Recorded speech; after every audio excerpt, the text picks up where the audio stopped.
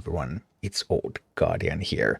Witch Doctor has arrived at Warcraft Rumble, but now that you have Witch Doctor, then what is the best talent to use with Witch Doctor? Blizzard gave me a rare version of Witch Doctor so that it's a little bit easier for me to test its talents, and now I have been playing through various heroics with this, and the results are... well, they're actually a little bit inconclusive, but let's talk about Witch Doctor talents a little. The Alchemist talent does exactly what I expected it to do. Periodically drop a potion, granting bloodlust to the first ally that touches it. And potions are dropped every 12 seconds, and the bloodlust lasts for 10 seconds. This bloodlust is not permanent. So if you use this and the mini comes right after Witch Doctor and picks it up, it tends to outrun the Witch Doctor. So you'd have to time it so that the Witch Doctor goes a little bit forward at first and then the mini comes behind if you want that to last. You can also use this just to give minis a bit of a speed buff so that Witch Doctor leaves the base and another mini leaves after it and it gets a speed buff so that it can catch up.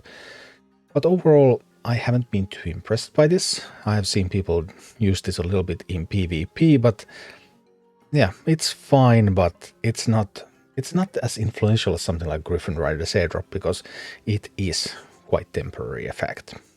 Then there is the Amplify Curse talent, which was actually nerfed from the patch notes version, because now in-game live it says enemies killed by the curse explosion also explode on death, whereas in the patch notes it said that enemies damaged by the curse explosion also explode on death, so there's no delayed explosions.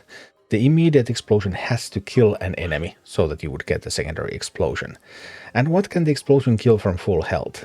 Well, it can kill chickens, Murloc Tide Hunters and vultures. And that is it. That's every mini in the game that the explosion can kill from full health. So then you have to get into damaging them again, and then you would get another explosion again. There are still uses for Amplify Curse. I've actually had some decent results in some heroics with Amplify Curse, when there are small minis and then some bigger minis also, and you can make those small minis explode, and then they also deal a good chunk of damage to that bigger mini, because it's in the middle of multiple explosions. So in that sort of scenarios, Amplify Curse does things, but now that there are no delayed explosions, it's weaker than I originally anticipated. And here's some Amplify Curse action against Darkmist Brood Queen. And here, do you see all those multiple explosions, and they took away half of the health from a gargoyle.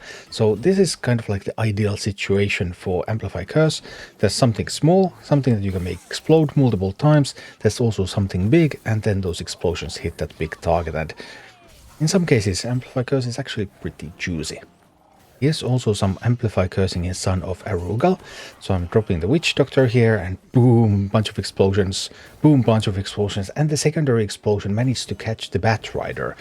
So Amplify Curse, when there's minions that are sufficiently far apart so the secondary explosions can extend the range of your explosions, or when there's some big minis in middle of smaller minis, then those Amplify Curses can really deal some damage. However, in the same Son of Arugal fight, a Witch Doctor with Spirit Ward can give a lot of shields. Because also small minis, so shield, shield, shield. Look at that abomination. It's just not taking any damage because there's always a shield on it. And finally there is the Spirit Ward talent. On kill, grant a shield to nearby allies, absorbing the next hit against them. This will proc whenever an enemy dies while the beam is connected, and it grants the shield to a range of 8 from the Witch Doctor. This is what we knew beforehand, but there is a little bit of more information now that we have actually been able to play with Witch Doctor. That Spirit Ward talent only lasts for 5 seconds. The shield is not permanent, it doesn't last until the next encounter, it's only for 5 seconds. So both Spirit Ward and Amplify Curse are actually slightly weaker than they were according to the advanced information, but I still think these two are the strongest talents. In particular, I think Spirit Ward is probably the strongest talent, and Amplify Curse is the second strongest, and then comes the Bloodlust Potion, Alchemist talent. That would be my order for talents for the Witch Doctor. Thank you for watching. Click like and subscribe if you enjoyed this, and a special thanks to all of my Patreon supporters, YouTube members and Twitch subscribers who make all of these videos possible.